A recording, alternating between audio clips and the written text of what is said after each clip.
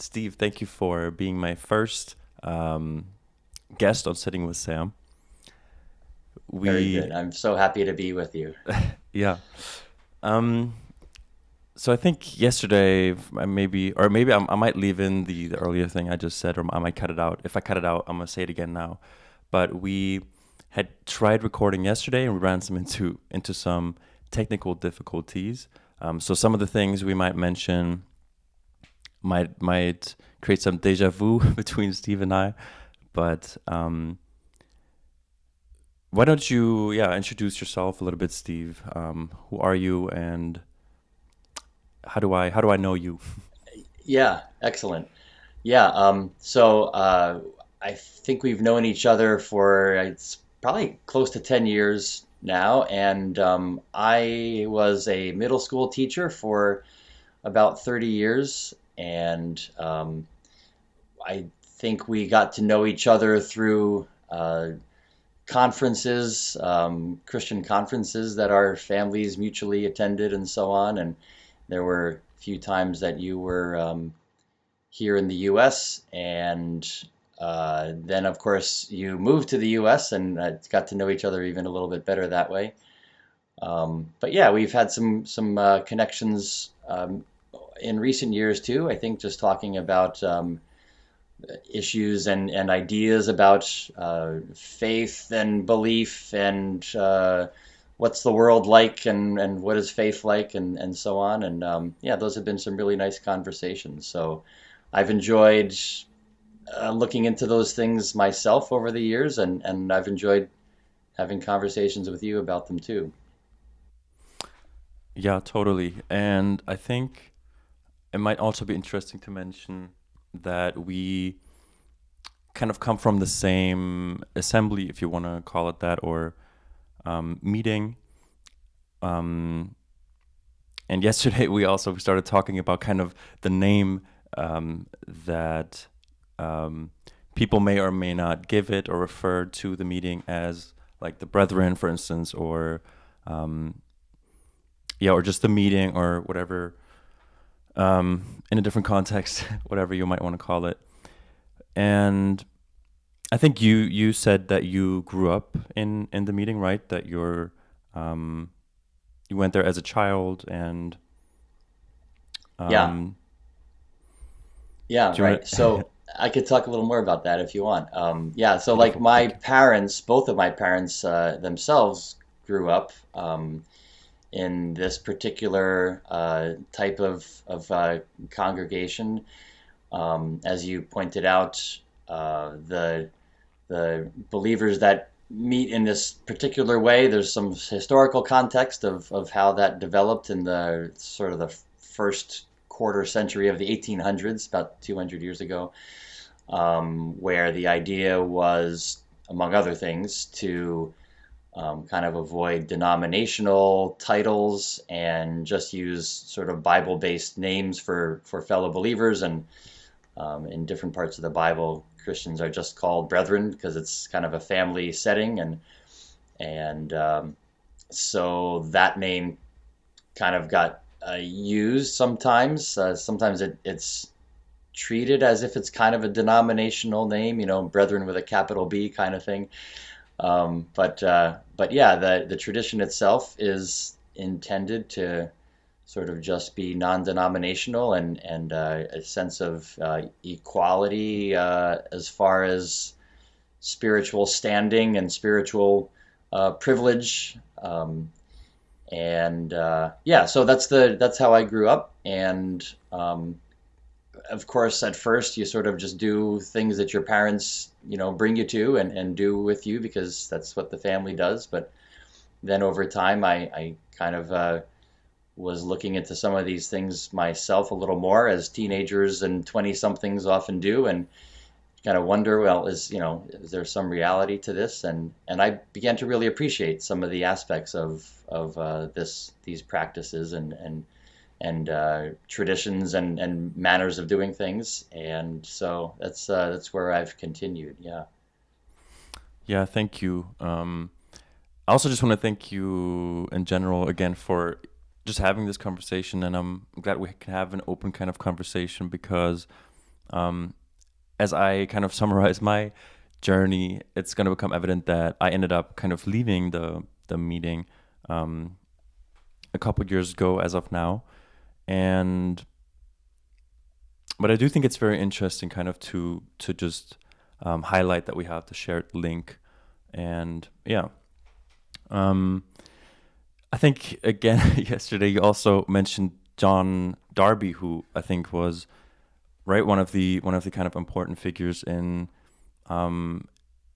starting maybe this branch. Can you maybe say a couple sentences about that again, if you don't Yeah, mind? yeah, yeah, sure.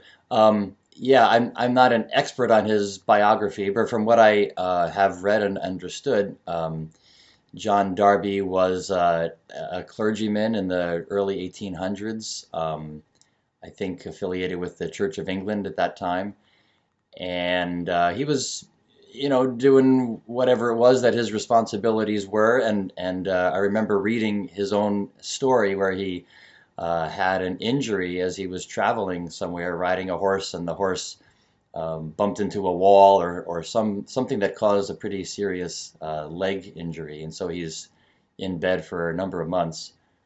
And he describes how he was reading the Book of Acts in the New Testament and kind of started asking himself, "Wow, this was really kind of a lot of simplicity. Wasn't a whole lot of structure and hierarchy, and look how much power they had when they were talking to others about the message of Jesus, and people were responding, and some people were antagonistic, and other people, were responsive and embraced the message, but nobody just was, apathetic. There was always a response." And he started kind of saying to himself, why don't we really see that in Christian traditions today? And so this kind of led him to, and then it turned out that others were sort of having similar thoughts as he began talking to others, and they would say, "Yeah, I was thinking something similar." And they began meeting very simply, without an appointed or ordained clergyman to, like lead everything. Certainly there were responsibilities and those who took some kind of leadership role because they were capable and able to teach the Bible and help others. But there wasn't one main leader in each congregation. It was kind of a plurality of leaders and also a very definite sense of equality, in terms of, like, classism. The poor and the rich were intended to, all be considered equal when they came into the meeting room. And so that was one of the features. Another feature was to observe the Lord's Supper very frequently. It had kind of been set aside, and so that became like a central feature of how they were gathering, just to follow the words of Jesus when he gave what people might call communion service, the Lord's Supper. And yeah, so those were some things that kind of developed, and those are some of the features that people would probably still hear from those who fellowship with those who are termed brethren, according to this tradition. There's some other features too, but those are some prominent ones. And would you say, I think the Brethren also kind of broadly fall under a little bit more of a Protestant or like Lutheran, right, kind of umbrella? Is that fair to say? Yeah, I think that's a fair generalization. There are probably some distinctions, but as far as agreement, like one of Martin Luther's significant points of emphasis was, human beings can be justified by faith. Mm. It's not by earning God's favor. We don't have to, do this many things and then God likes us, or then God forgives us, or, I did this kind of sin, so I have to do that kind of act of repentance before God accepts me. The thought of Luther during that period of Christian history was that that the work of Jesus was enough. It doesn't mean that Christians can just live how they want, and be lawless people. But that, as far as justification goes, that would be um, that was an essential characteristic of faith in Jesus and in the message of the Bible. So I agree with you. I think that's a good generalization. Yeah, you said the word faith, like justified by faith, which I think is in James, right? It's um Yeah, and that there's a kind of few references. One is in Romans, and there's a bunch of other things too. And James talks about that subject as well. But you're right; it's kind of a thread running through the New Testament in different parts of it. I think that's a really interesting place to kind of dig in and to mention something I had mentioned yesterday, kind of the and I know it's maybe a little bit of an annoying distinction, like distinction between belief and faith that I brought up with that Schellenberg made, um, and I don't think it's what is meant, in the context that you just brought it up, like that we are justified by faith. But I think one of the things that kind of I was struggling with when I started deconstructing my faith was this distinction um, that I feel like one can find between belief and faith, as in like between there are propositions kind of that one should believe um, if I call myself a Christian, that then there are a Mm. certain kind of number of propositions that I believe and hold true and confess to believe and so forth. Um, that's belief, but then there's like faith, with which kind of to me seems to be kind of a separate thing, to be more of a like more more of a practical thing, less of an attachment to an Mm. idea or something. And maybe it just helps if I kind of repeat, I think, Schellenberg's distinction. I have it written down here. He kind of says that belief is an involuntary disposition towards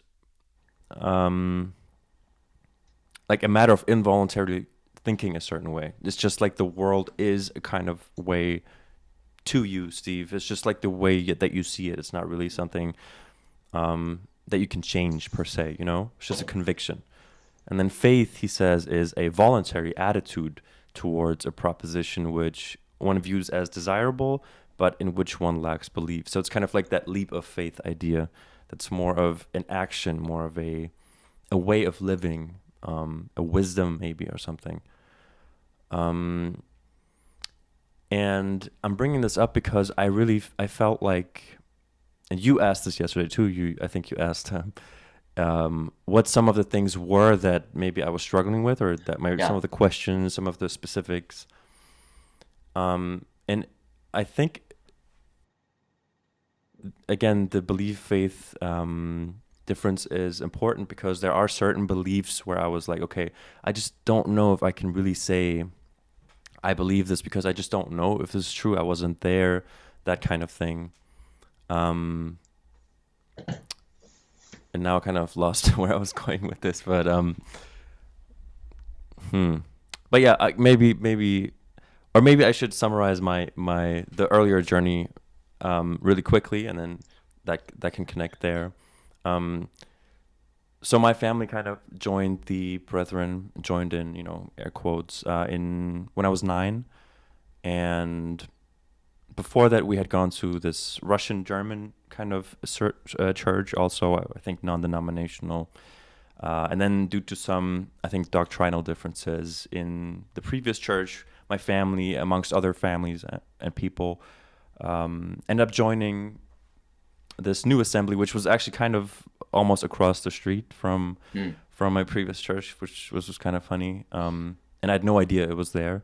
And then, and then, and then, yeah, I grew up going there. And then my family moved to Michigan in late 2016, and they're also in Dearborn, outside of Detroit. There was a little meeting from the Brethren that we then attended, and I think COVID then was another kind of Mm. bookmark for me because my family had moved back right before COVID, and then um, I I mean I think COVID was a weird time for everyone, and I think especially maybe if you're in that age group that I was in your early 20s during that time period, it was just like a transformational time, I think, for a lot of people. Yeah. And, you know, what's the thing with causation or correlation doesn't mean causation. But during that time, I remember really kind of my struggle or my deconstruction really becoming very explicit, you know. There were just certain specific things I was kind of taking issue with, or yeah, however you want to formulate that. But it was a time of transformation, and it was a time of me also kind of stepping back and being like, I don't want to necessarily proclaim that I can honestly know some things to be true that I don't know to be true. And I think around then also we kind of, I mean, we knew of each other from conferences and such, but we started interacting on Twitter every now and then about kind of some faith questions. And this is where we are now here. Yeah. Yeah. And Yeah. at some point, I don't remember, I think you said this yesterday and I've forgotten. Tell me again when you moved back to Germany. It's like 2 years, 3 years now? It's 2 years now. So I moved back in April 2023. Got it. Yeah. Yeah, so time flies. Yeah. And was your move part of that change of faith and deconstruction, or this is just kind of how it was because you were, looking for a work in a certain area and so on? I don't remember that part. My move back to Germany, or Yeah. the move was kind of a separate topic. It was more Okay. the faith deconstruction happened around, it was the winter 2020 actually. I can kind of point to that pretty Okay. specifically. And then I was still in college, and then after college I had like a year where because I was on a visa, I had like a work permit, and then it ended up running out and that kind of thing. So that's when I Oh, ended up right. moving back to Germany. But now I'm in Munich, which is, I love. It's a beautiful city. Nice. But those were kind of Yeah. separate events. Okay. Yeah. Got it. Yeah. No, I think I think the subject you brought up a little earlier about faith and belief and how that connects with the way you started looking at certain things. I think that's very intriguing for me too, and we've already had some comments, some conversations about that in past months. And when the idea of conviction is brought in, the thing that kind of resonates with me is what I might term worldview. A term which I think was coined by a German some decades ago. I'm not sure, but that doesn't matter. But Weltanschauung, maybe. yeah, Weltanschauung. Yeah, I like to say it and sound German. Weltanschauung. But I don't know if exactly if the philosophical distinction that you were describing would agree with what I'll say about it, but I feel like worldview is that sense of conviction from which, or maybe upon which, other things are built or are based. Like I have a certain worldview about certain things or about how the world works, and then based on that worldview, I make some other decisions, or I come to some other conclusions that a different person with a different worldview might interpret differently and come to different conclusions. I do think that worldview does start with some accepted assumptions. I think every worldview, like certain things, they stand on something. So I'm not sure if that is exactly in keeping with the distinction that the philosopher Schellenberger, right, you said was Schellenberg, making. Yeah, Schellenberg, that he was making. But that's kind of where I think of that. There's worldview, and then there's conclusions that come out of the worldview. So that's sort of where my mind goes when we talk about that kind of distinction. I think even in what you're saying, though, I think there's like this involuntary kind of characteristic of you just have a kind of Weltanschauung or worldview that updates, of course, as you get older, and then Mm. maybe at some point it stops updating or it slows down or whatever. But it's not every time you change your mind.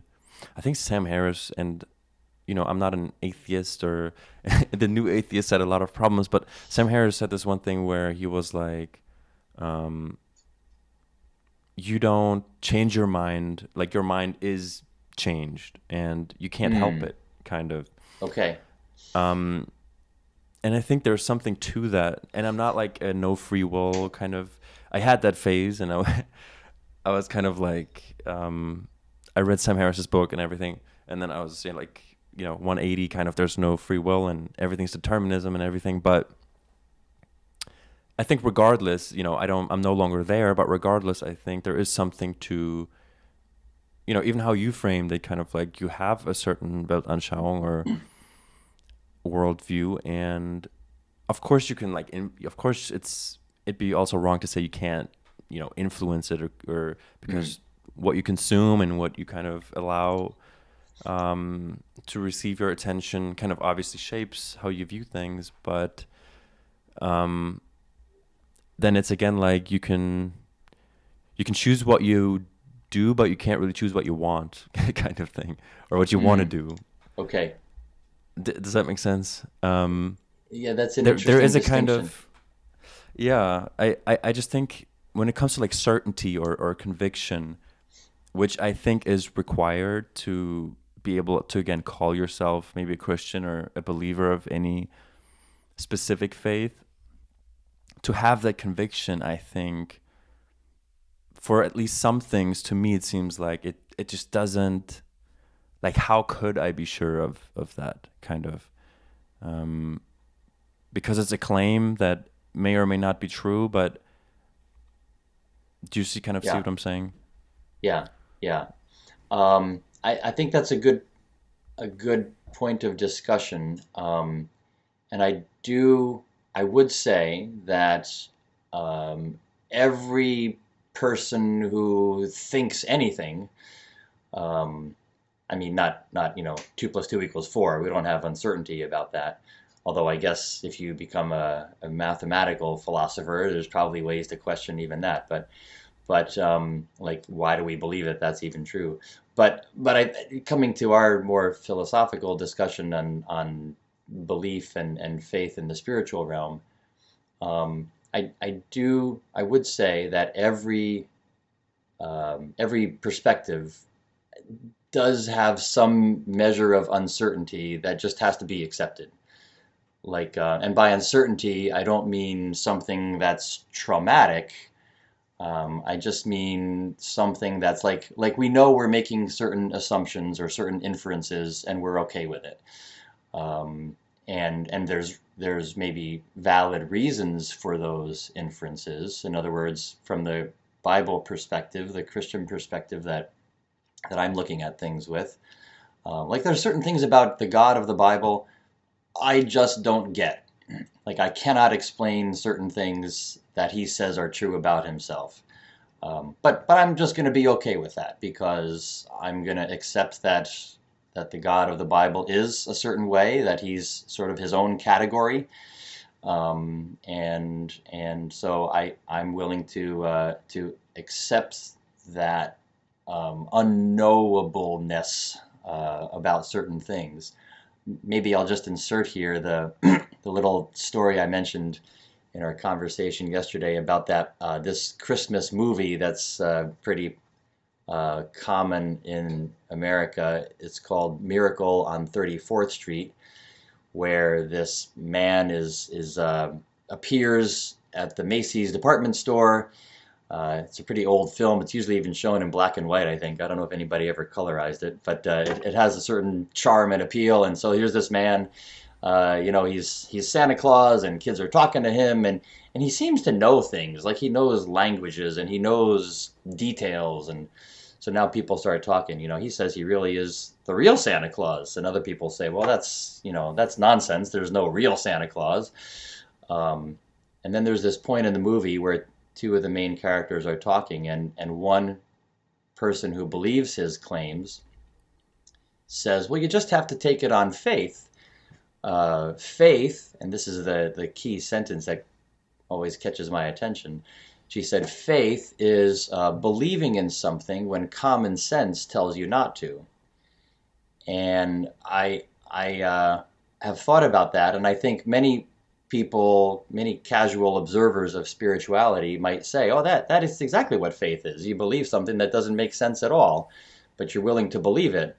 And therefore, matters of faith are just, completely irrational. They don't depend on actually thinking. You just, check your mind at the door, and then you walk into your church building and you just believe what they tell you, and then you go back to the real world.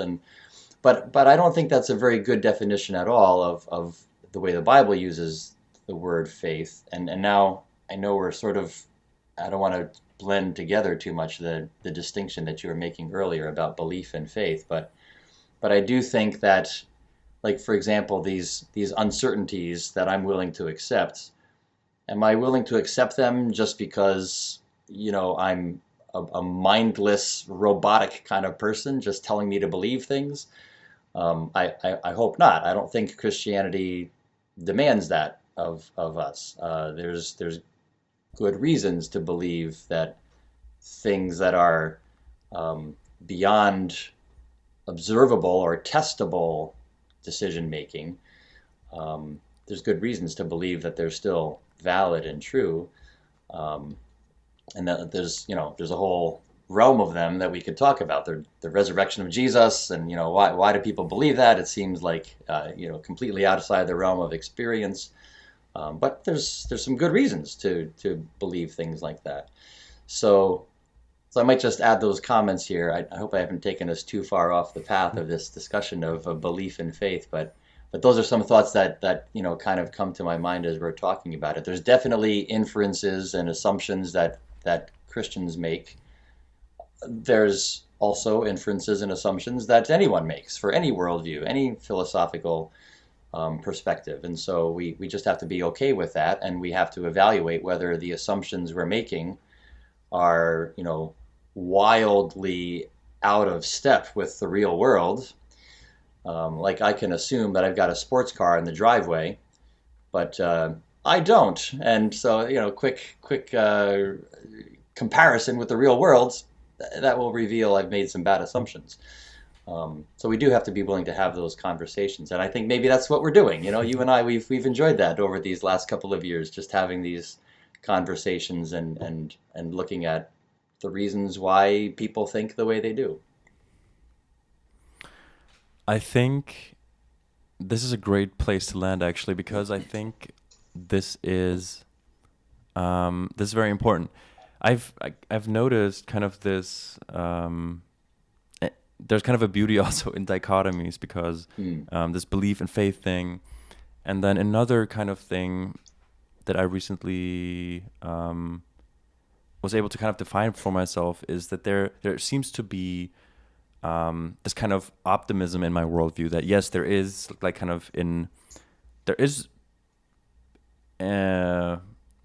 there's kind of an objective reality that we're obviously mapping things onto. But we are mapping them, and so there is this objective truth, or the way that things really are, the way that things, the truth of what time is and how everything is just interconnected. However you want to get to that ultimate reality. But we are human beings, and we can argue about what we ultimately are, if we're a soul, in a body, or if we, in what ways our body is limiting our spirit or whatever. But I think also one of the things that I can be pretty sure of is that no matter how I map onto reality, it's fallible, and it's incomplete, and it's just a perspective.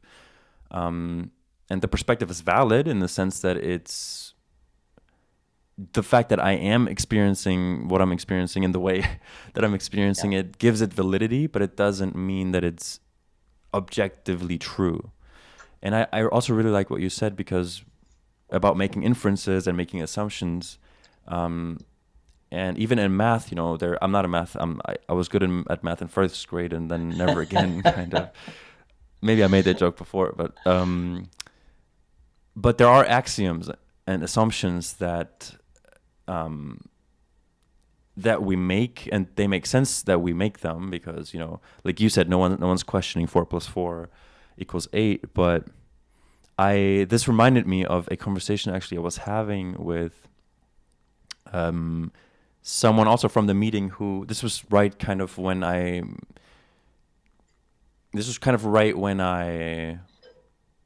was starting to ask these things, and kind of maybe I don't know if I had left the meeting yet or not, but I had a conversation with a believer, and he studied math. I don't know if he would call himself a mathematician, but he studied math in, I think, undergrad.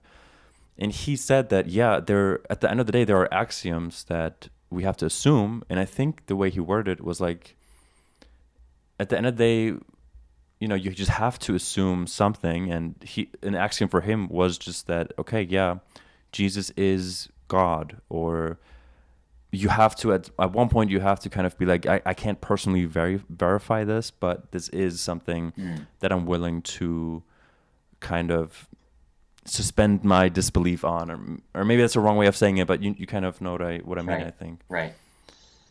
And I think that's very honest of him, and I think it's very important though to say like, okay, like you said though, every worldview kind of has assumptions and axioms, and everything is kind of a kind of leap of faith, if you want to stretch it that way, that term. But then maybe the way I'll end this thought is like, I think what I realized for myself is that if I'm honest with myself, it doesn't really make sense for me to have certainty in any kind of specific, like dogmatically, defined worldview, because I just don't know. I wasn't there at the Big Bang if it happened, and if something different happened, I wasn't there either. I wasn't in the Garden of Eden. I wasn't, by the cross. And you could maybe that's also a cop out, but I think it is a kind of admission that I'm like, and this is a super long answer, but I guess we're on a podcast, so there is this kind of thing of like, okay, there is utility, there's immense utility in certain ways in the ways that maybe Christianity manifests itself, in the way that a believer lives his life. But then again, like the belief and the faith thing, there are certain things where I'm like, I don't know if this is true. I don't know if I could say this is my axiom. I don't know if that would be too big of a leap. Yeah. Yeah. Yeah. Yeah. Just throwing that at you. I'm following. I'm following Okay. you. Yeah. Yeah. Can I maybe respond or say some thoughts that come to mind about the utilitarian kind of aspect Absolutely. of faith? That really catches my attention. I think it's very interesting. Um, and of course, in the world of philosophy, that's one of the views of life, right? I think it was John Stuart Mills who proposed this utilitarian worldview, and we should make decisions based on what works, and based on what works for everybody, but also based on what works in the situation today, and it might not work tomorrow. So tomorrow, and the situation will be a little different, so we'll have to, have a different conclusion. And I think it's intriguing to me to uh, think about Christianity in that aspect, um, because the outcome of having faith in the God of the Bible, I think many people would say, similar to what you've said, that this helps me. This helps ground me. It gives purpose to my difficulties. It lets me believe that God is taking care of me.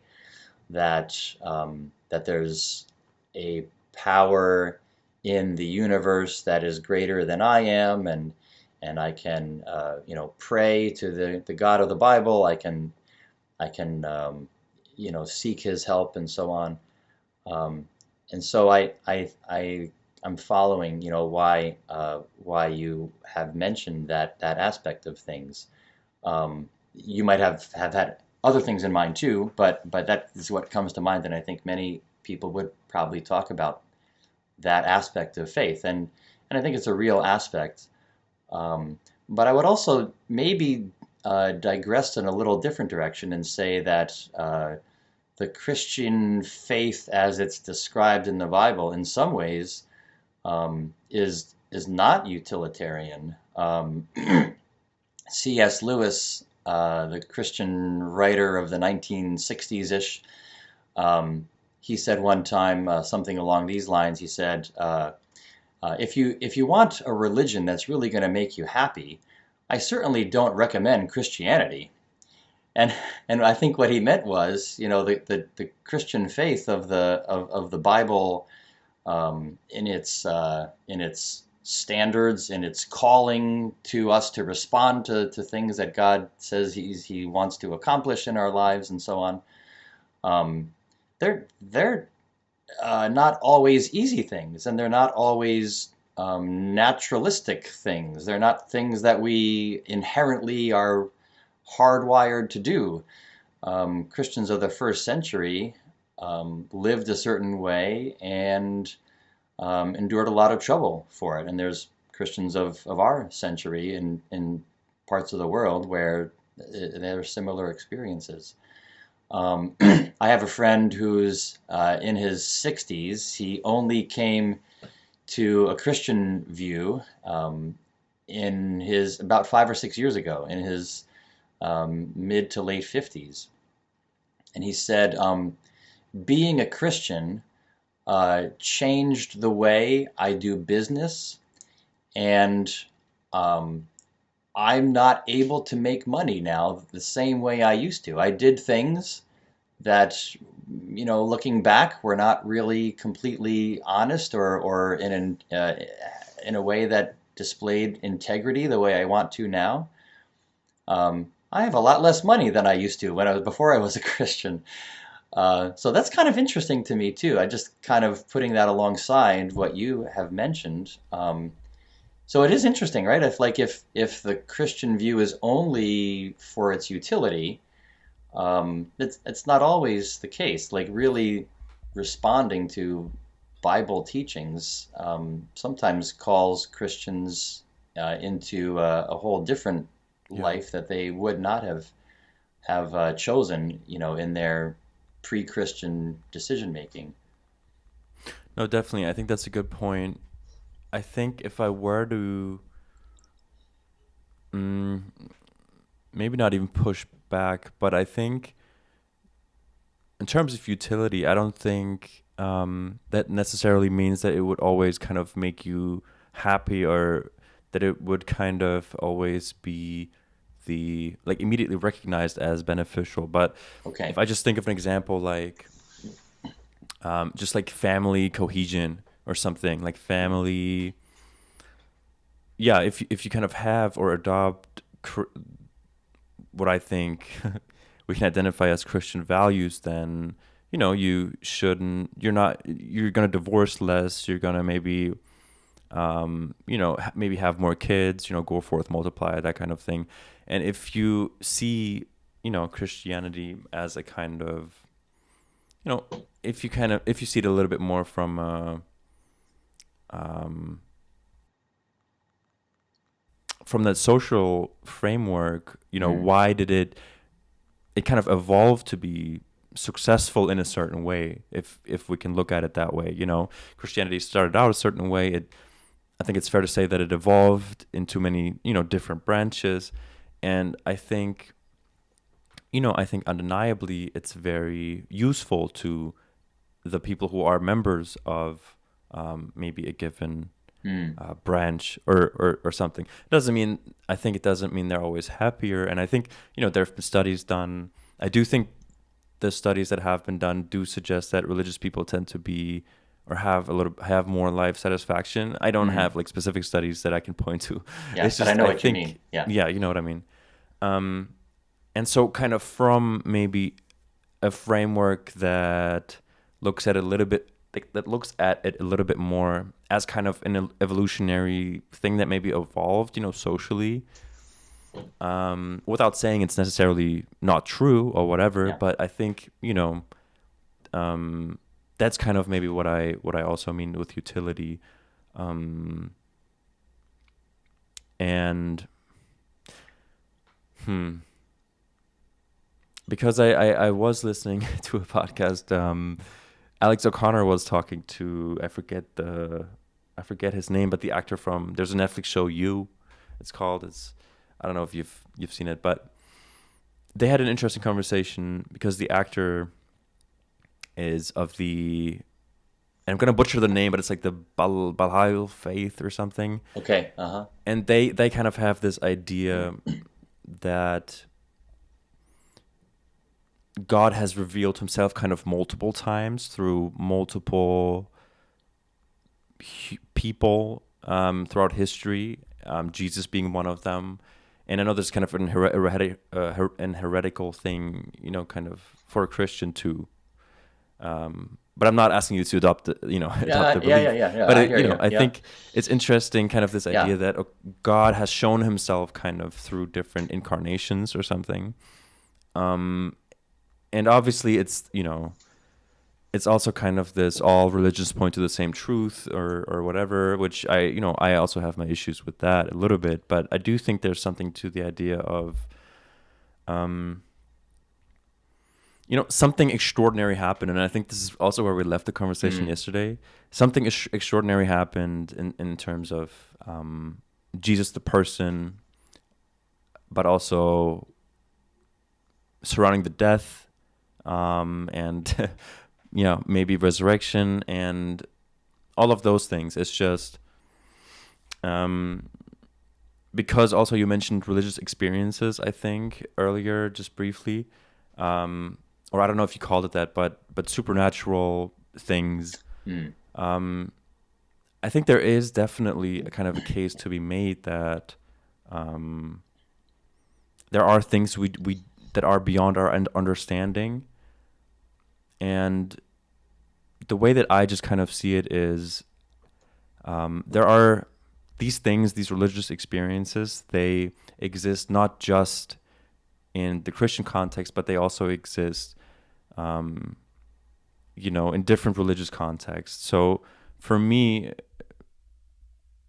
um, it's always tough when I have these conversations because I always kind of then want to point to like, okay, but what about all these experiences that kind of maybe confirm a different believer's viewpoint or something like that. And yeah, I again don't know really where I started with this train of thought.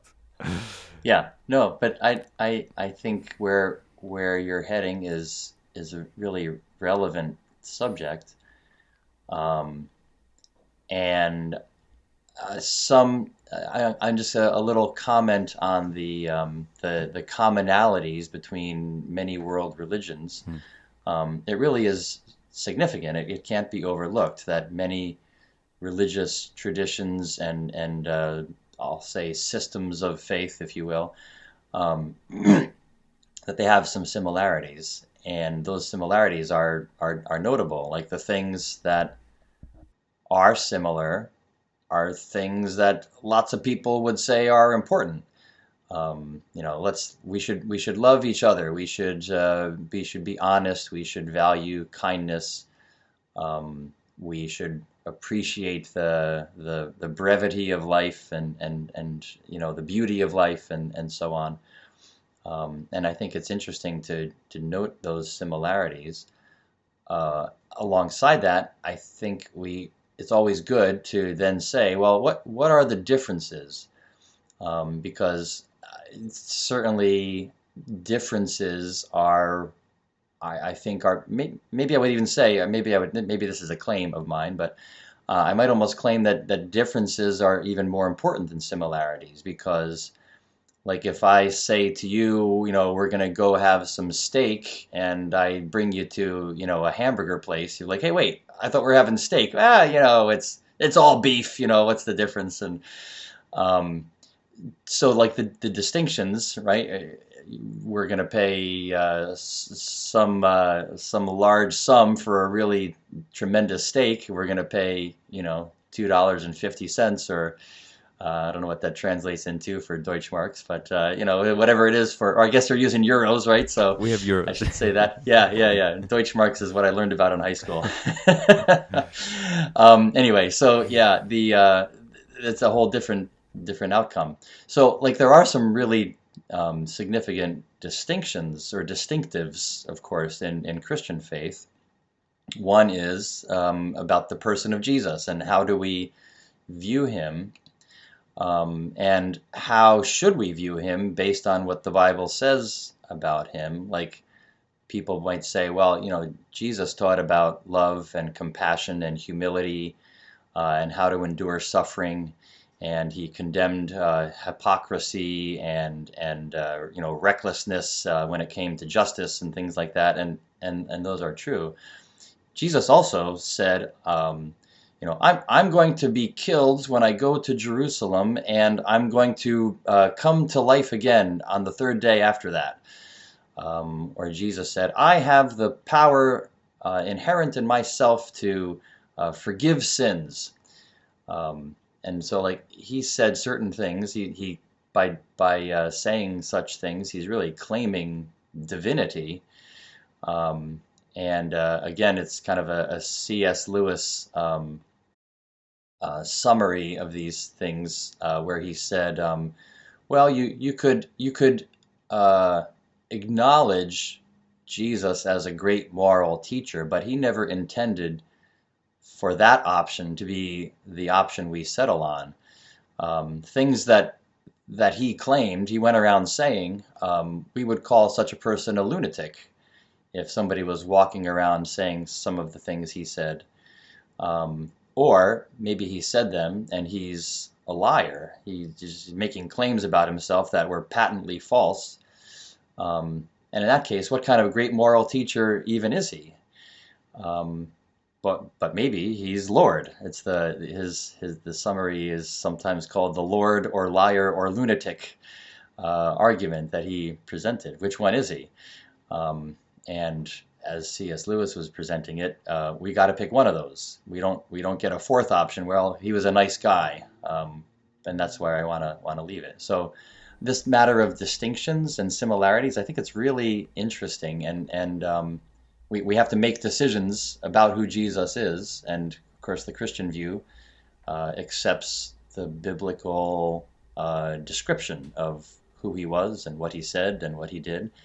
And so we come to other conclusions based on those, accepting those statements. And then somebody else might say, well, is that even a good idea? Do you have any reasons for believing that the Bible is reliable? You're saying you're basing it on the Bible, and then that's a very valid question too. Is the Bible reliable, and is it trustworthy? And there's good reasons to say yes. When a Christian looks at that subject, there's good reasons to say yes. And so I think we're talking about what are the underlying assumptions, and then what are the objective standards by which we're judging our underlying assumptions to see if they're relevant or good ones or not. I think one of the things you said that I wanted to jump back to was kind of, you said we had to kind of make a decision about who Jesus is.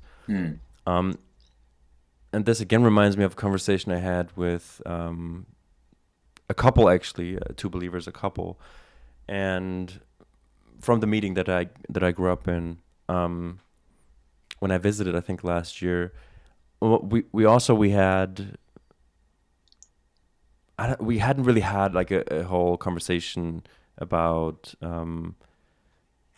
all the big faith questions, and so in this conversation we kind of not unloaded on each other, but we had a good talking through things.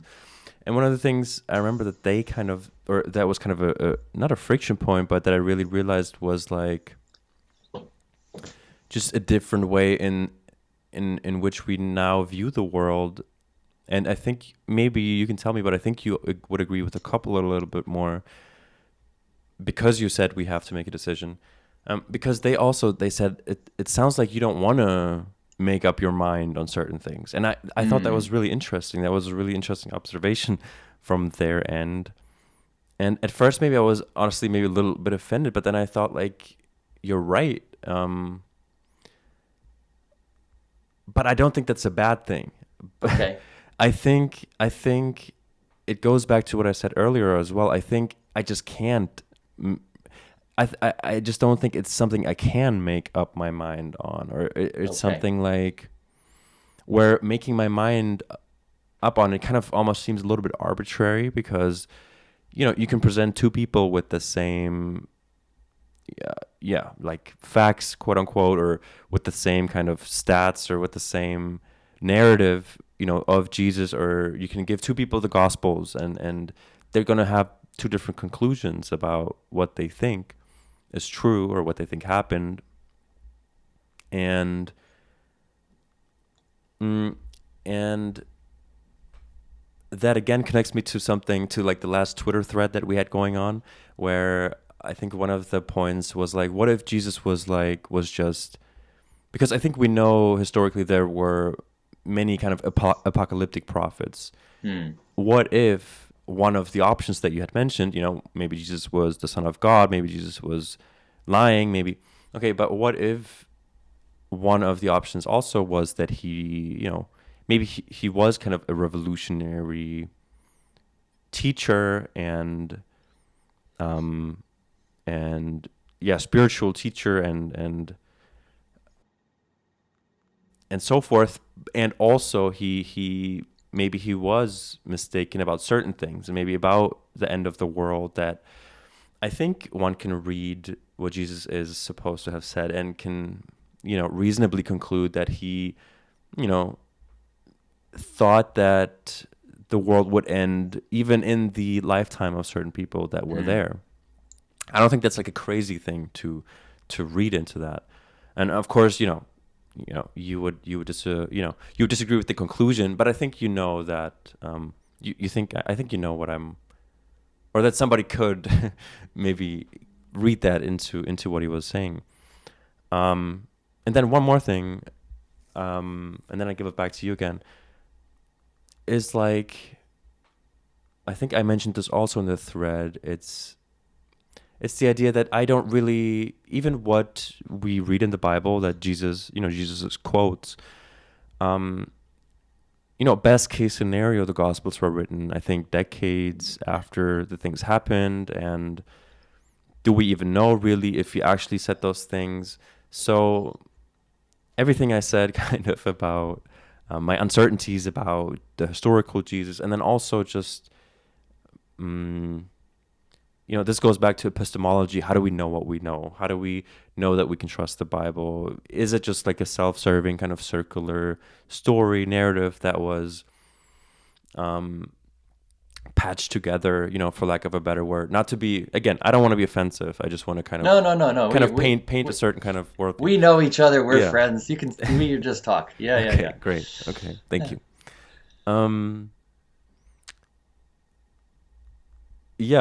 Yeah. Oh, okay. I pass it back to you. Yeah. No, that's good. That's Okay. good.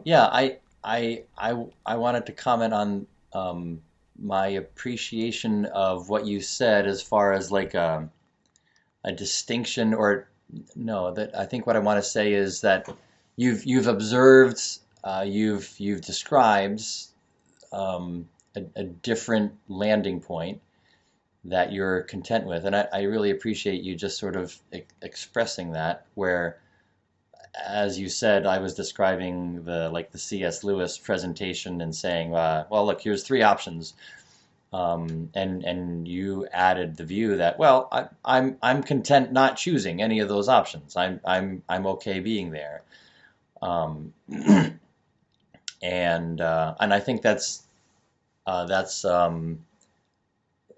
I think I want to say that's a point worth observing. Like that's because like even that, going back to our worldview discussion, like that's those are the assumptions that different people can make, and one assumption or one inference is, um, here are three choices, and Jesus is going to, um, force isn't the right word, but confronted with the historical Jesus, there will be some kind of response, and then the perspective you described is more like, well, I know what the claims are about the historical Jesus. I'm just not going to go farther than that. I just know that some people make those claims, and I'm evaluating those claims. I'm hearing those claims, and I'm uh,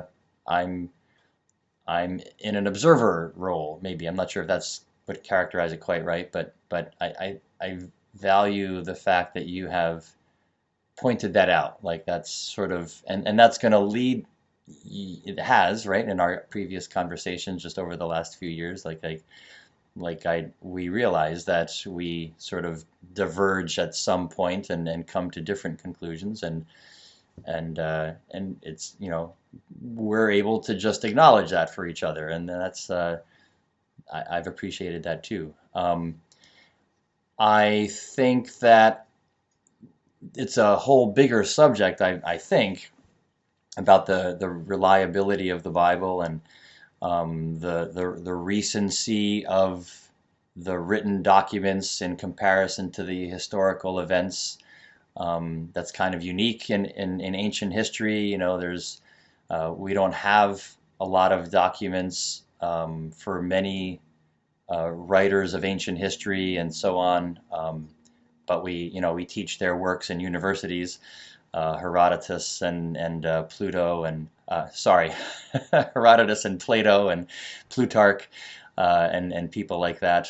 Pluto's a whole different story, and so we recognize some validity in some of those ancient manuscripts, and when it comes to the Bible, in many ways, there's even more recency, decades as opposed to centuries. When we have fragments or pieces of manuscripts, we have the letters that Christians wrote to each other in the first century, where they're talking about the things that were commonly believed. We have many, many, many in the thousands, pieces of biblical documents, compared to, in some cases, maybe 10 or 12 or 40 or 50 copies of things that Homer, the ancient Greek writer, composed, and so on. So yeah, it's a much bigger subject than that, and I'm not an expert, but it's a good point. Like what is the basis for believing anything? Are there any objective standards, or is everything completely subjective? You haven't claimed this, but some people do. Some people say, well, there's no such thing as I'm not going to be boxed in by any objective standard external to me. I'm just going to make all the decisions. I'll be presented with evidence, and then I'll make all the decisions about which evidence I receive or choose not to receive.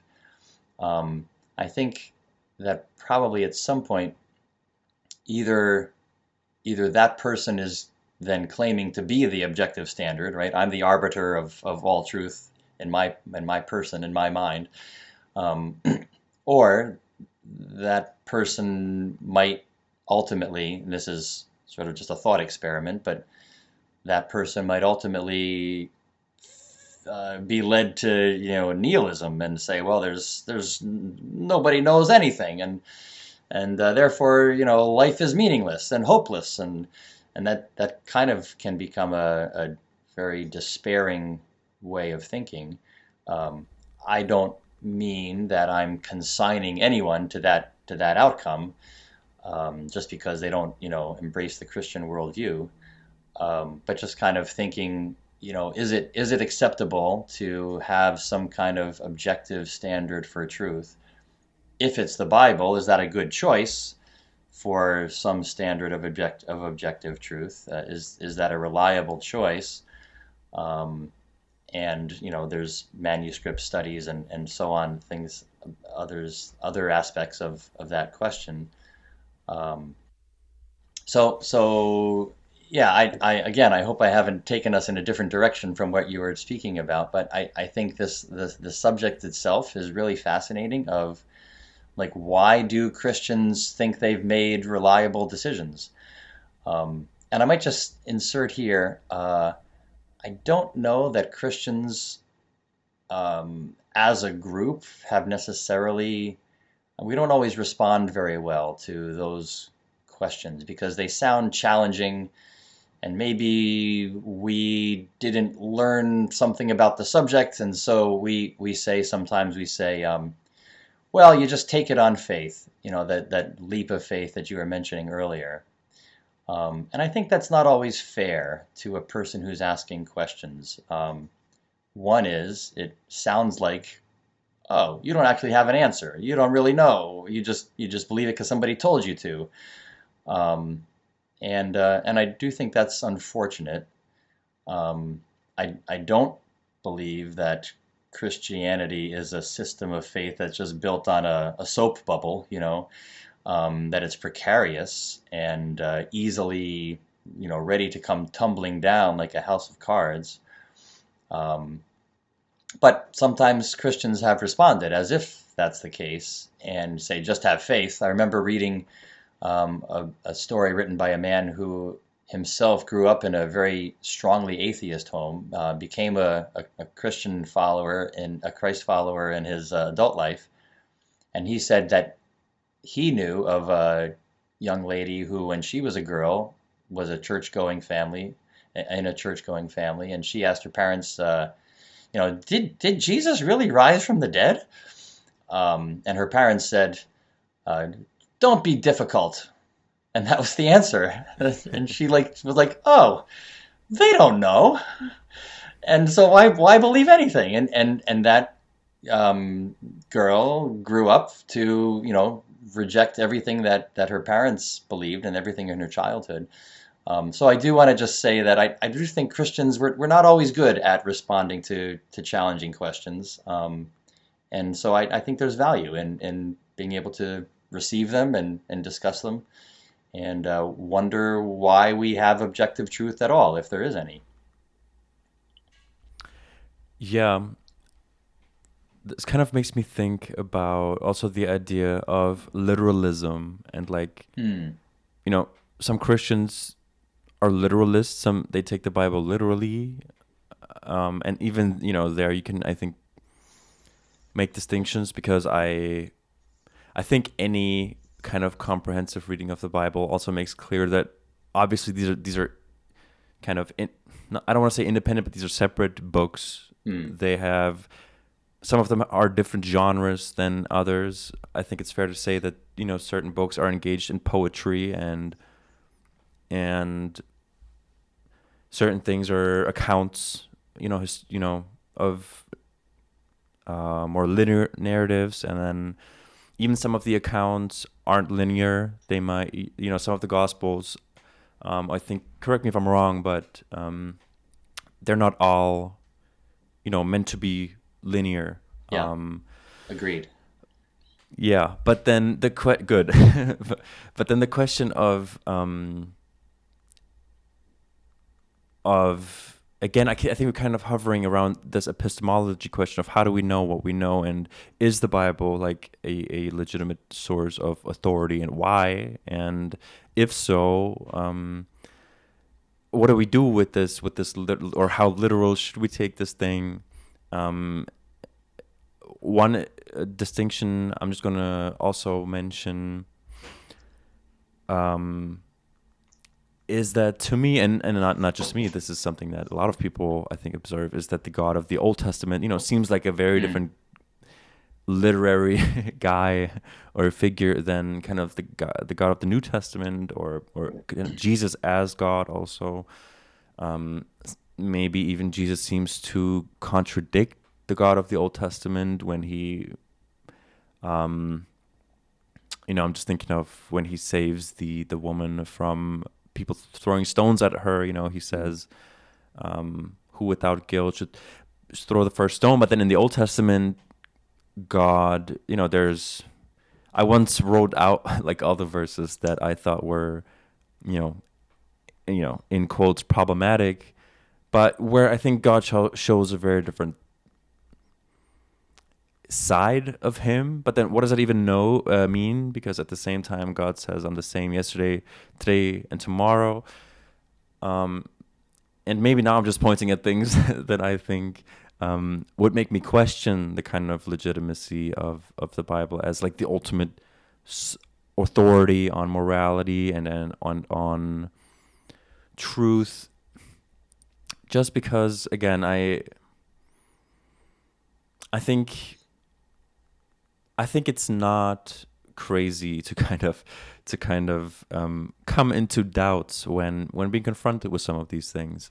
And then I'm just going to throw one more thing at you, kind of the biological reality that we live in.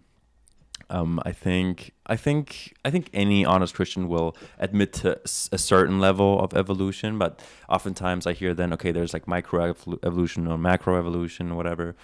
But for instance, like there's some people that believe the Earth or everything is only like 6,000 years old. To me, that's insane because we can literally see stars in the sky that are further away than 6,000 light years. So I don't know how that would possibly make sense. But also, you can't fit all of Christianity or the Christianities, if you want to make that distinction, into one frame. So maybe if I could form this into a question or into like a summary, I think there's a tension with the Bible as kind of the ultimate authority, again in terms of morality and truth and so forth, as this thing that came from God or was inspired by God. Like how literal maybe do you take it, or maybe how literal, maybe you can even reference some of the specifics that I said, like what do you think about the Garden of Eden versus like maybe a more scientific explanation of how life evolved or how humans evolved, or do you kind of do you see kind of Yeah, the tensions that I kind of am feeling when I think about it in that way? yeah. That's really excellent, and I think we should embrace the word tension. We as human beings, believers in Christianity, um, any way of talking about things. In many cases, there's this sense of uh, when I say tension, I mean in this context, I'm saying that there's things we can claim while acknowledging that others have reached different conclusions. And I think even in Christianity, there are those who look at some of the same questions you're mentioning and have come to different conclusions. Um, so, yeah, I'll comment a little bit on that, and if I leave anything out, you feel free to redirect me or ask again. Sure. But like the fact that there are differences between the Old Testament and the New Testament, I think is a really significant point.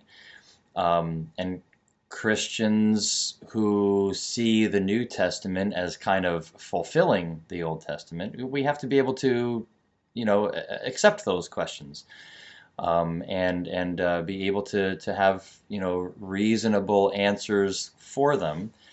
As you probably know in your reading and study, there's many websites and lists out there of Bible skeptics who have composed and compiled lists of things that seem to be inherently self-contradictory, um, and some people, you don't do this, which I always appreciate, but some people say, "Oh, look, you'll never be able to answer this one. Like, I got you now." Um, and of course, people have been studying the Bible for thousands of years. I don't think there's um, any pair of facts that are presented as a contradiction where there's going to be a Christian who's like, oh, nobody ever saw that one before. No, Christians are like, yeah, we know about that one. That's a challenge, but like, here's a good answer, or here's a good answer. So I just sort of generalize that. It would be a nice discussion to talk about any of those things. And then as far as you use a really good word, I think, literary genres of the Bible.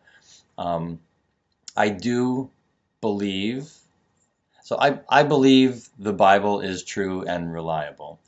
I also believe that we ought to take um, the things that the Bible says as metaphors, we should take them as metaphors.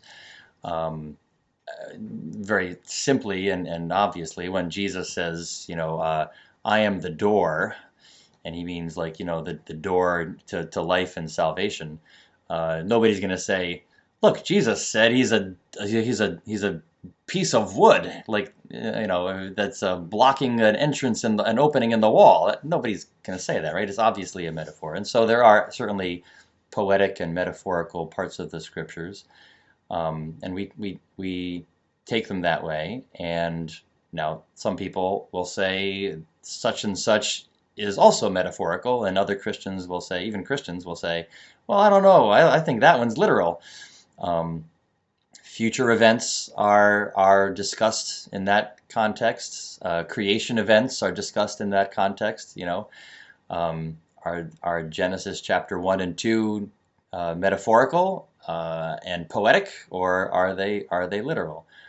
And even Christians will have quite significant discussions and disagreements. The way I would say that as a simple answer, and you can ask me more, but I think one thing to affirm is that the Bible, not just in the book of Genesis, but many, many parts of the Bible, call God the Creator. Old Testament, New Testament, there's 66 books in the Bible, and more than half, maybe even, I don't remember a number, I remember making a list once, but more than half, maybe even 2/3 of the Bible, of the books of the Bible, have some reference by that writer to God as, maker of heaven and earth, or the God who made all things, or something like that. So belief in God as creator is, I would almost say, an essential belief for having Christian faith in the God of the Bible. Now, the next question is, well, what does that mean, that God is the creator? Did he use certain scientific processes? Did he create everything in exactly 6 days? And Christians come to different conclusions on that too. I do believe the literal 6-day creation account. I also see that the Bible first says, in the beginning, God created the heavens and the earth. That's Genesis chapter 1 and verse 1, the very first words of the Bible. And then there's this specific 6-day creation account when it comes to the earth and life appearing on the earth itself. And I remember reading one Christian writer who said, God's purpose in giving us the Bible is to tell us about mankind and his interest in a relationship with human beings.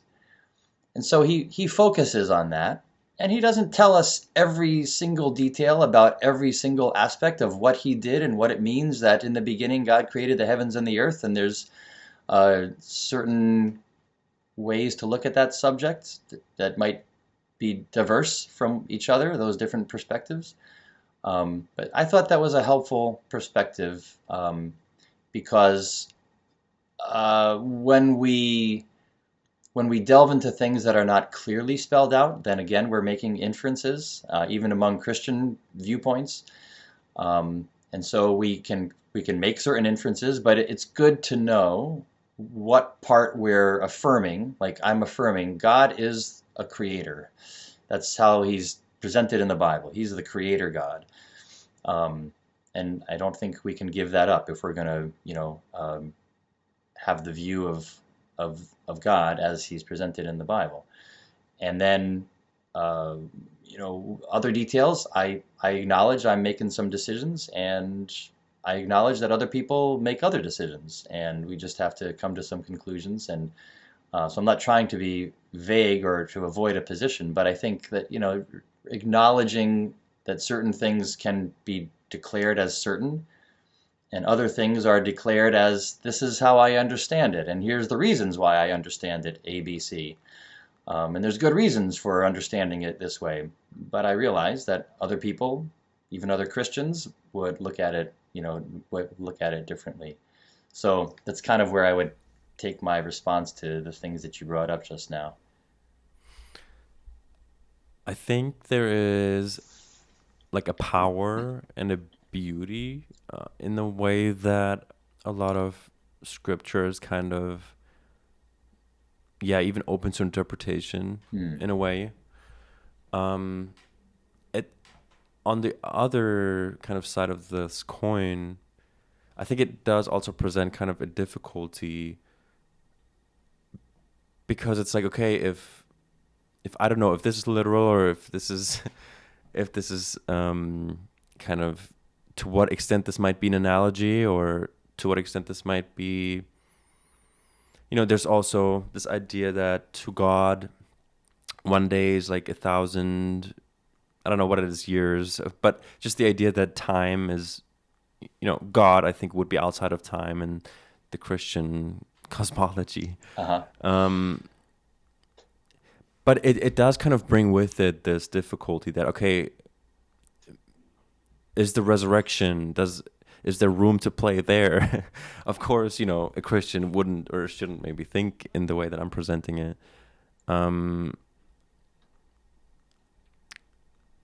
But it does make it kind of like one of the things I asked myself, that it's kind of like it kind of sounds like a silly question, but it is. I remember when starting to kind of deconstruct, I was like, why would God make it so like complicated?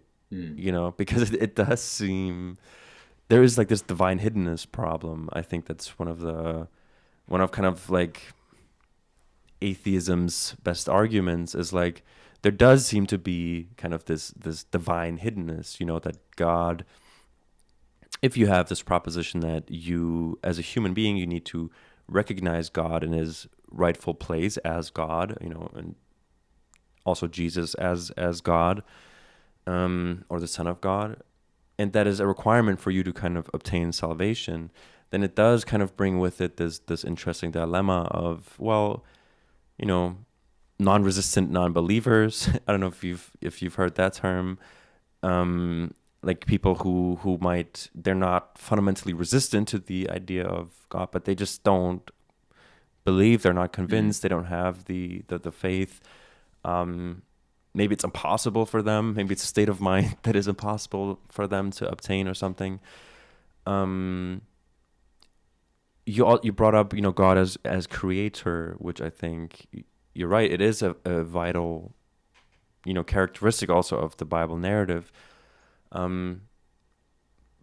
But with what I was saying, that also brings with it like the idea, okay, God created this world. He created the rules, or he must have.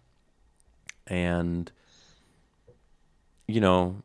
it's like the best of all possible worlds argument, is this like the best of all possible worlds? It doesn't kind of seem that way, the problem of evil, the problem of suffering, but God as the creator, this is kind of the game he set out, or these are kind of the rules or the boundary conditions. So these are some of the things that I then would kind of run into or ran into, that things just seem a little bit too messy, a little bit too human, kind of, a little bit too, yeah. But then at the same time, to give God more credit, then when it comes to the Big Bang or whatever, it's like, okay, how is there an uncaused cause? Is there beginning of the causational like chain that is it even possible for that to be something that isn't God, you know? Mm. So it's tricky. Yeah. It's tricky. It's tricky. That's why to me it kind of makes sense to say, okay, we don't know everything. There is a lot of truth in the Bible, but it was written by people, was written over a long period of time. I don't have a problem to say that there are tensions, and even maybe I would call them mistakes or errors, and you don't have to concede that, but it just seems it just seems it just seems like if humans gathered in that area where the Old Testament, the New Testament were written, if humans over a long period of time were to kind of organize into some kind of religion, and culture, and had a kind of priest class that was dedicated to writing things down, and if you gave it time, then you would kind of end up with something extraordinary like the Bible. And this isn't meant to minimize the Bible, but I think you can kind of account for the theological and the moral progress that does exist in the Bible, and that is also reflected, I think, in some other texts, like and some other maybe faith traditions or whatever. While this view also would account maybe for some of the tensions and some of the Mm. things where maybe I could just say, okay, yeah, this is a theological point that has been disputed, over millennia or centuries at this point. And so obviously there is no clear-cut answer because people have been writing this down and people have been arguing about it. But if you go and say, okay, this is God's word and it's more or less, or not more or less, it's basically it's perfect, and that just to me raises one more problem that I have to Mm. kind of fit into my worldview. If Yeah. yeah. Yeah. Yeah. No, I'm understanding what you're saying. And I feel like we're compiling a list in our conversation of at least three or four more podcast subjects that are really big subjects, like about the resurrection and Yeah. what do Christians believe about creation at all and why believe it, and about the problem of evil, which is of course a really deep rooted subject in any philosophical or spiritual view. Um, yeah, those are real challenges, and I think I would just say that yeah, maybe not. I don't know if I'm going to end up repeating myself, but I feel that these are realities. These are very valid and valid questions, and questions that are worthwhile to address. And I might just then add to what you've raised, the sort of the another thought experiment of, maybe this could have just happened. It seems likely that it could have just happened over time if you just put people together, for a long enough period of time. One thing that I believe is significant, is that there certainly are many religious traditions, over the course of history. You could find some in history, you could find some in the world today. Um, and I hope I'm not saying this just because coming from the inside looking out, but Christianity does seem unique in some very distinctive and unusual ways.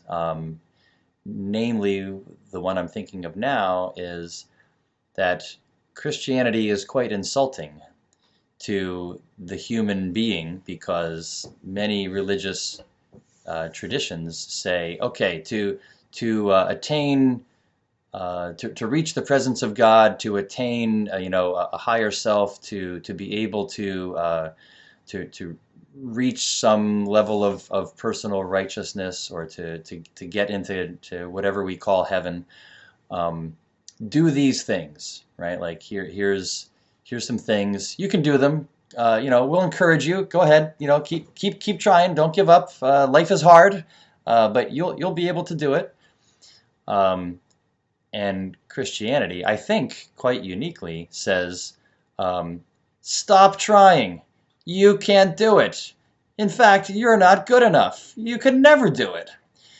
Um, but then Christianity says, don't despair. You know, God, who he really loves you, and he really wants you to be with him. So he's going to do it. And so, you can live a life like Christ, but the claim of Christianity is, you can't improve yourself.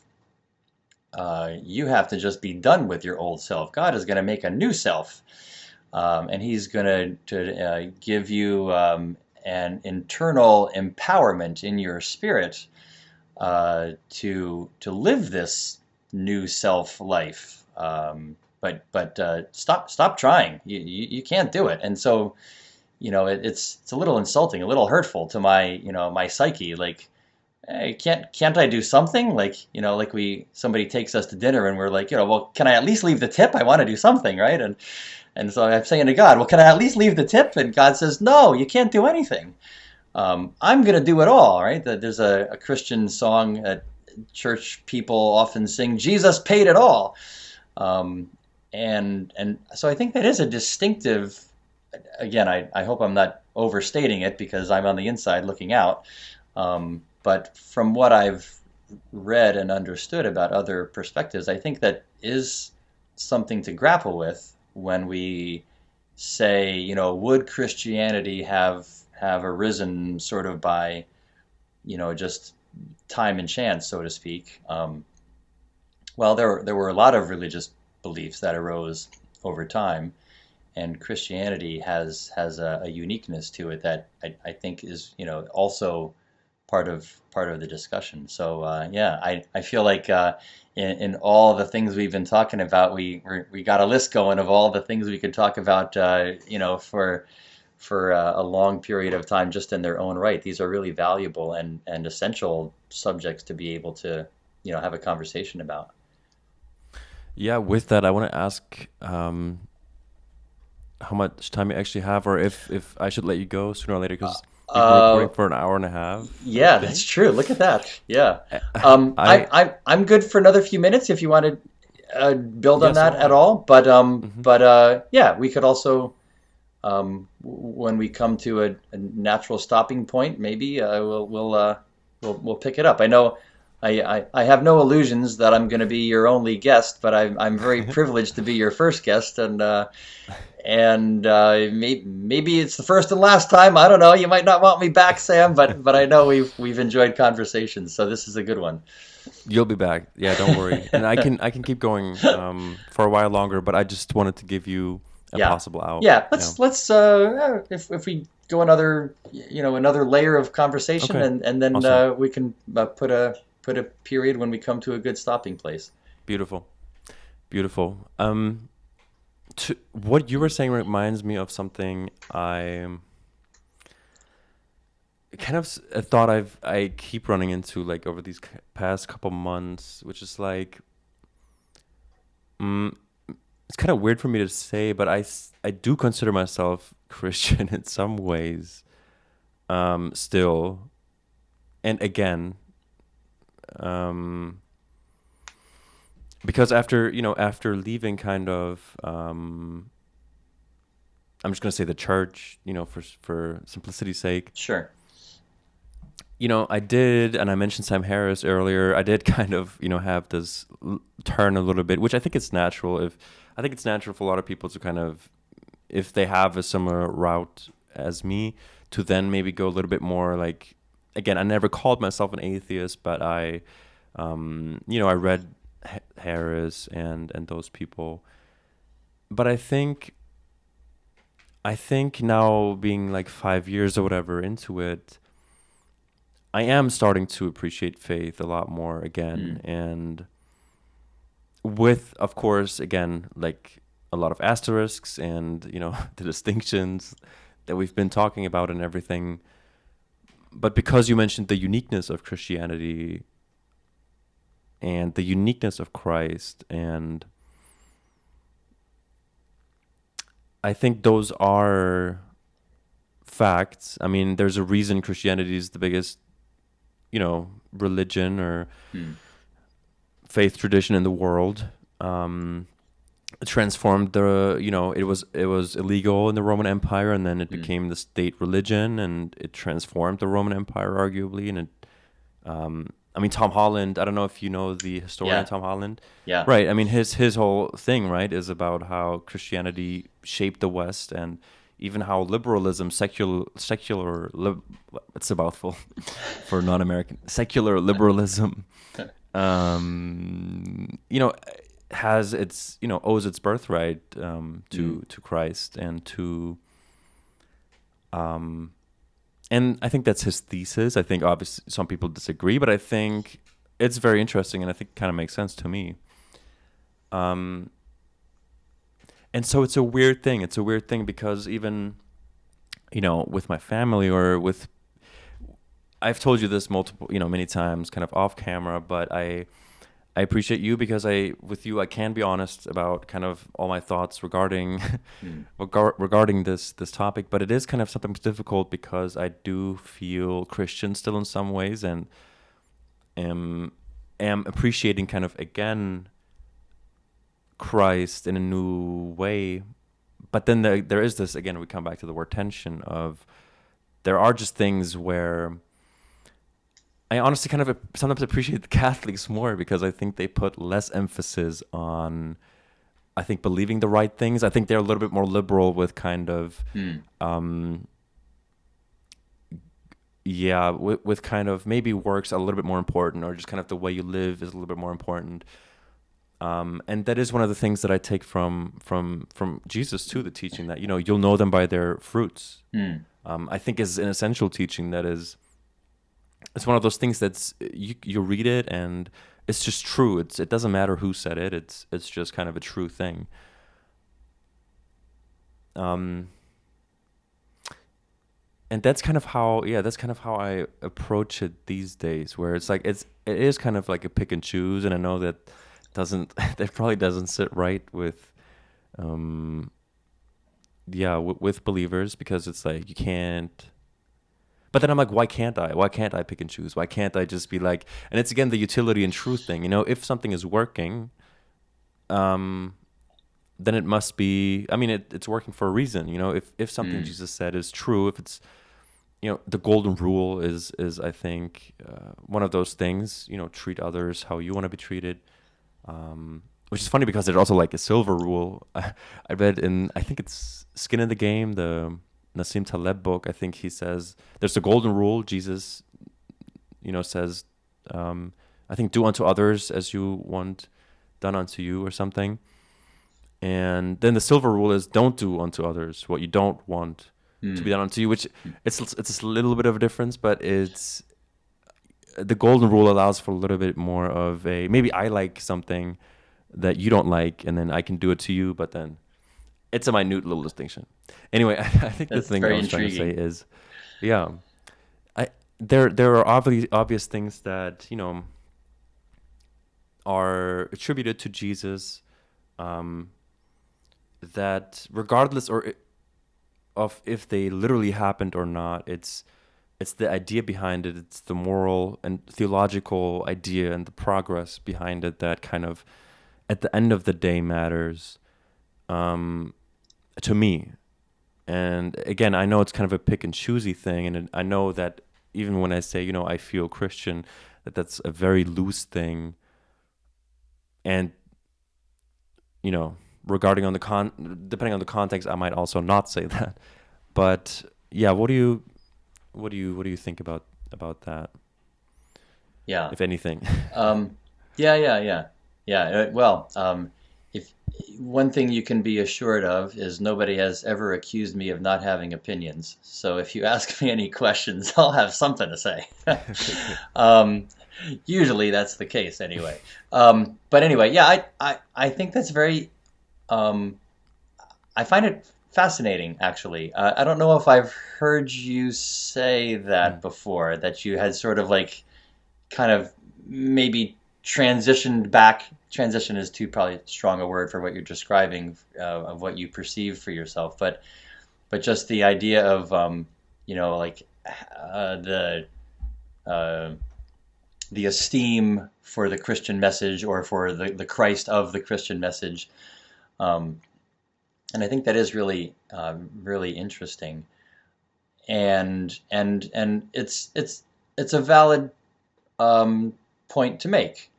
Um, I'm sure you're not alone in the finding the message of Christ and the personhood of Christ as he's presented in the Bible. Finding that very attractive.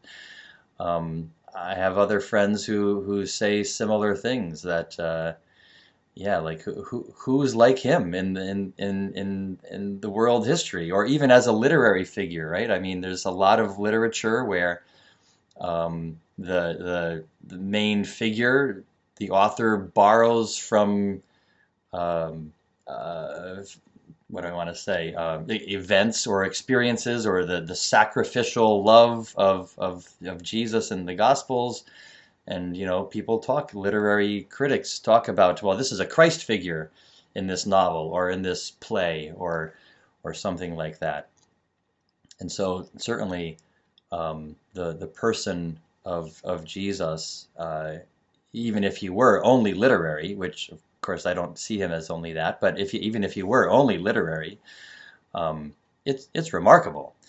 No one really compares to his character, his the features of what he was like, and what he endured, and what he did, and what he claimed to do, and so on. Yeah, so I think I'm just responding to that perspective, and saying I think it's very there's a sense of realism, or a sense of I might almost say integrity. Not that I ever questioned your integrity, but for anybody to say, uh, like sometimes you see, I'm changing the way I'm going to say this. Sometimes you see people online who say really nasty things about Jesus, and they're just saying, he was a terrible person, and he, didn't care about anybody, and he was all selfish, and I think any honest person would say, like, what are you talking about? Are we reading the same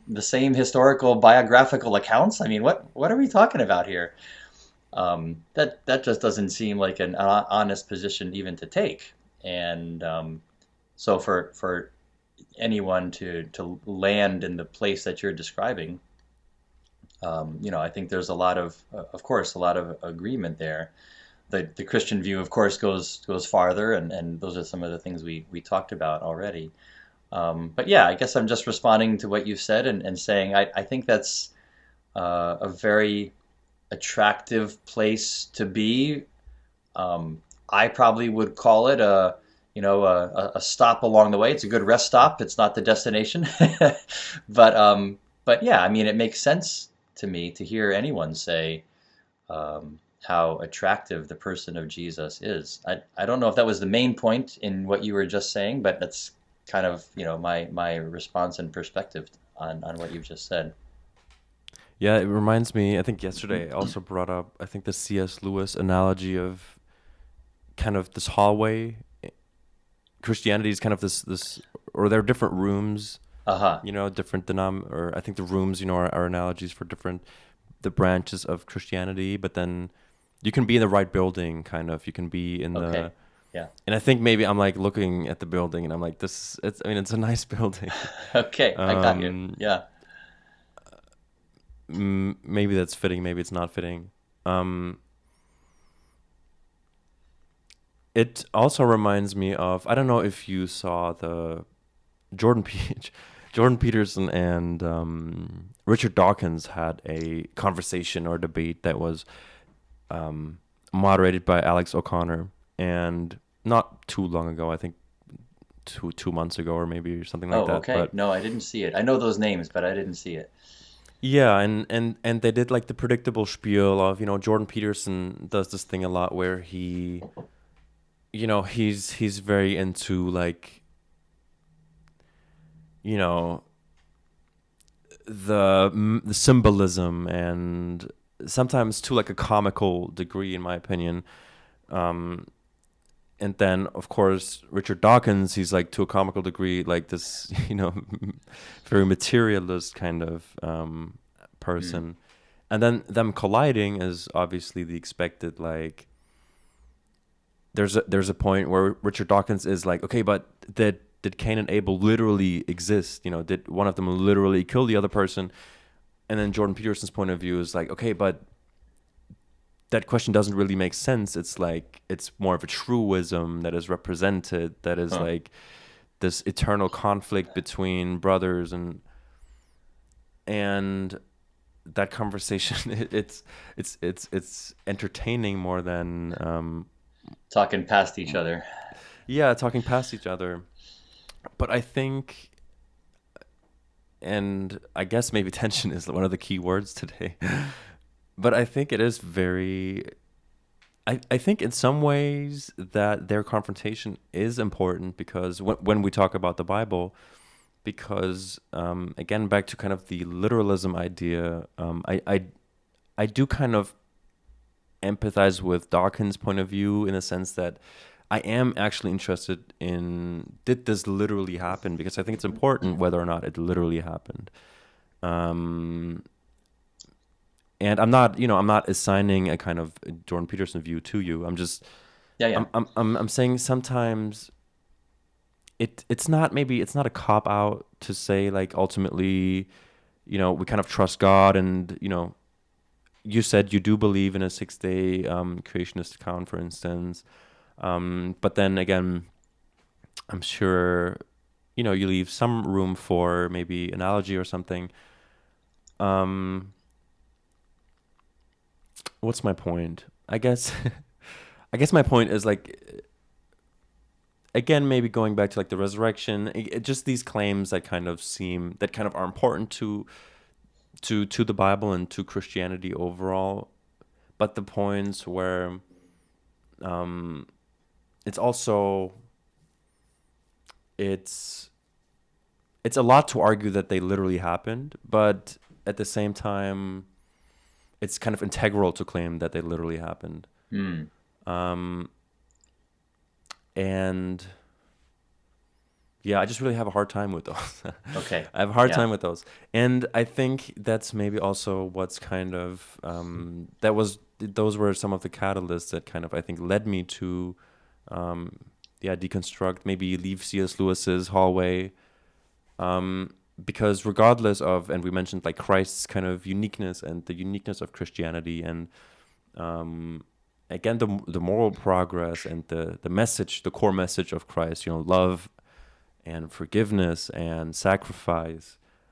And there's a truth behind it too. It's not just a utility. There's a kind of, if you do these things, um, there is a kind of godliness to it that we can aim at and that we can strive for. And I think, regardless of who we agree on that Jesus was, he is, when he says, I am the, how does he say it? I am The door um, or other I ams. yeah, all the I ams. um, I think it is a beautiful and really useful way to look at him that way.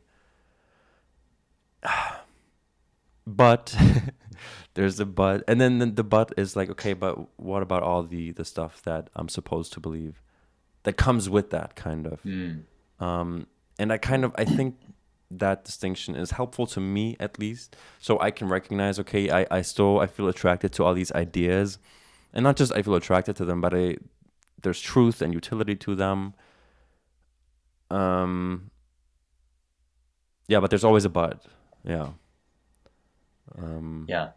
Yeah. I always appreciate that you're very clear in articulating like how you have come to certain conclusions.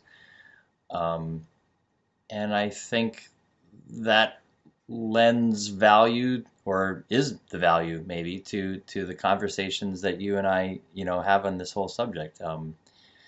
You know, recognizing that there's A, but there's also B, and let's just talk about the fact that there's A, but there's also B, And if you talk to a person who's um, continuing to believe the Christian message, that person, I think, ought to say, yeah, there is A and B, and I acknowledge that.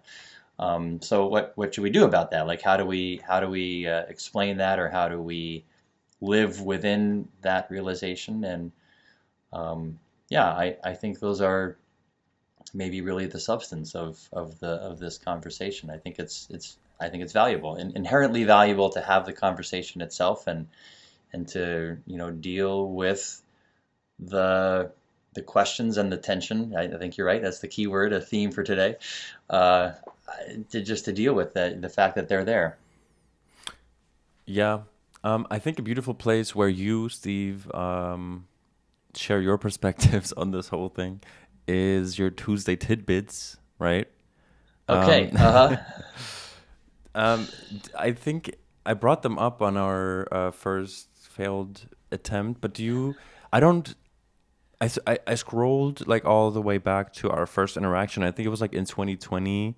I think it was me replying to one of your Tuesday tidbits. I think it was at the time Oh, about yeah. the election, and you kind of made a point about The political treating election that who time. the Yeah. per if we have a fellow maybe believer or something who's voting for someone else, kind of how we should treat them or something. I don't remember exactly, but Yeah. Yeah. how did that come about that you started doing that as a kind of writing Okay. exercise? Yeah. Yeah, yeah, yeah. Okay, that's a cool question. Um, So I mentioned earlier that I was a middle school teacher, and so I was teaching ages like 10 to 13 over the years of my teaching career.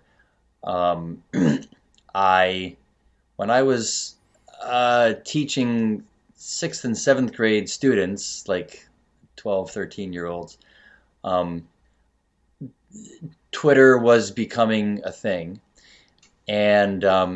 and my students, uh, I had certain things that I said all the time in the classroom.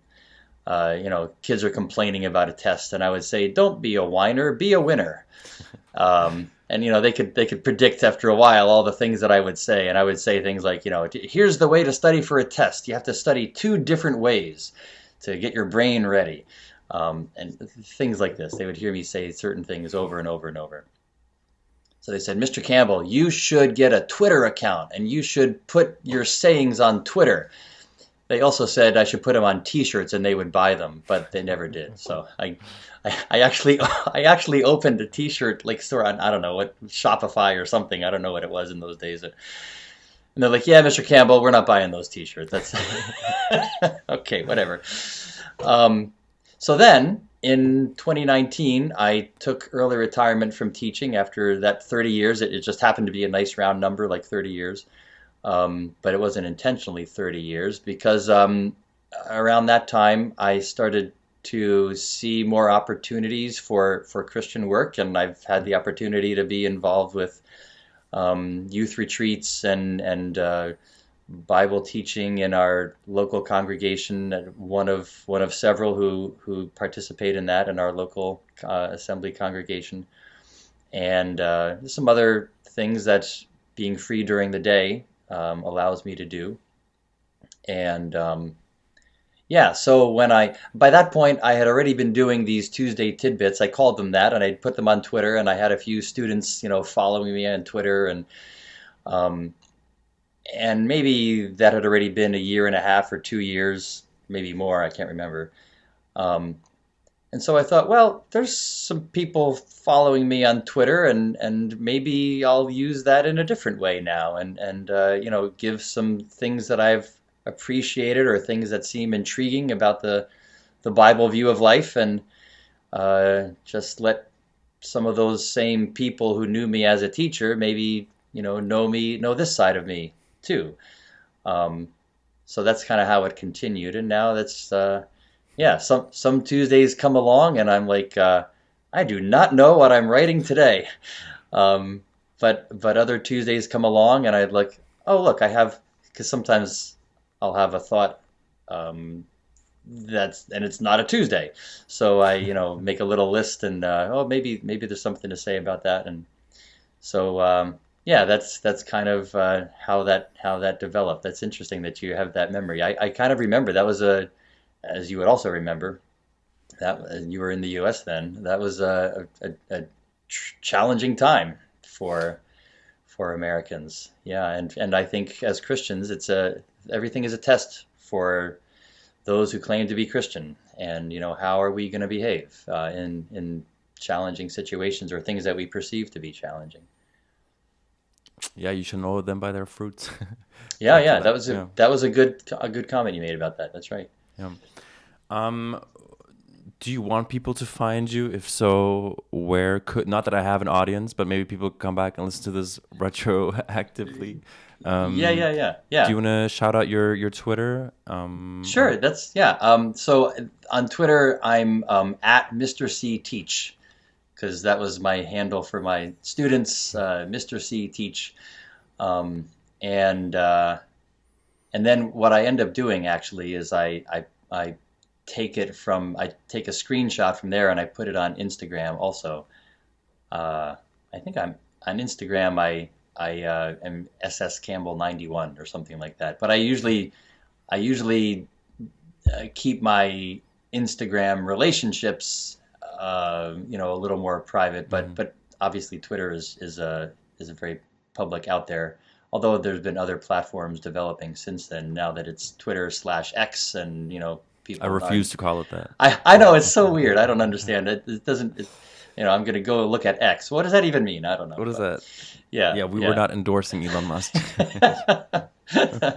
So, but I do enjoy and actually I like Twitter. My purposes for using it, I enjoy just looking at other people's thoughts, and you can obviously choose who you follow and who Twitter thinks you want to see more about, and that's who you end up seeing stuff from. And sometimes there's controversies and things, but yeah, I find what I've come to embrace is anybody who says anything, I'm going to listen. It was a person. Somebody has an opinion. I think it's worth hearing.